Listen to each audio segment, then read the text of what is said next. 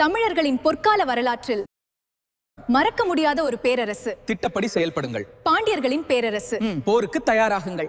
அவர்களின் வரலாறு வீரத்தாலும் கடல் வாணிபத்தாலும் தமிழ் கலாச்சாரத்தாலும் நிறைந்தது.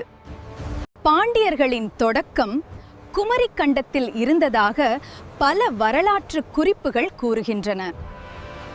அங்கே முதல் மற்றும் இரண்டாம் தமிழ்ச் சங்கங்கள் நடைபெற்றதாக நம்பப்படுகிறது.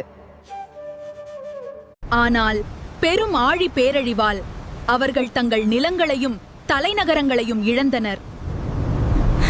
கொற்கை பாண்டியர்களின் முதல் தலைநகரம். முத்துக்களால் உலகம் முழுவதும் புகழ்பெற்ற துறைமுக நகரம்.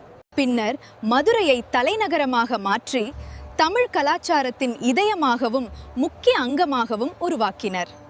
சங்க காலத்திற்கு பிறகு களப்பிரர்களின் ஆட்சியால் பாண்டியர்களின் வரலாறு ஒரு இருண்ட காலத்தை சந்தித்தது.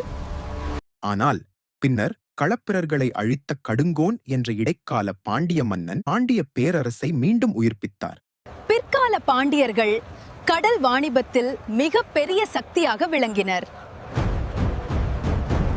ரோம், சீனா, தென்கிழக்கு ஆசிய நாடுகள் பல நாடுகளுடன் வணிகம் செய்து தமிழர்களின் செல்வாக்கை பரப்பினர். மாரவர்மன் சுந்தரபாண்டியன், ஜடாவர்மன் சுந்தரபாண்டியன் போன்றோர் இலங்கையை வென்று பாண்டிய பேரரசை விரிவுபடுத்தினர்.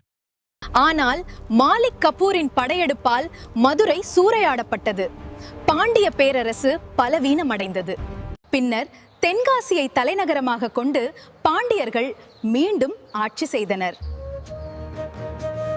நினைவில் வையுங்கள், பாண்டியர்கள் ஒரு அரச குடும்பம் மட்டுமல்ல, தமிழர்களின் மறைக்கப்பட்ட ஒரு பெருமை. சப்ஸ்கிரைப் பண்ணிருங்க ஃப்ரெண்ட்ஸ். இந்த காணொளி பிடிச்சிருந்தா லைக் பண்ணிருங்க.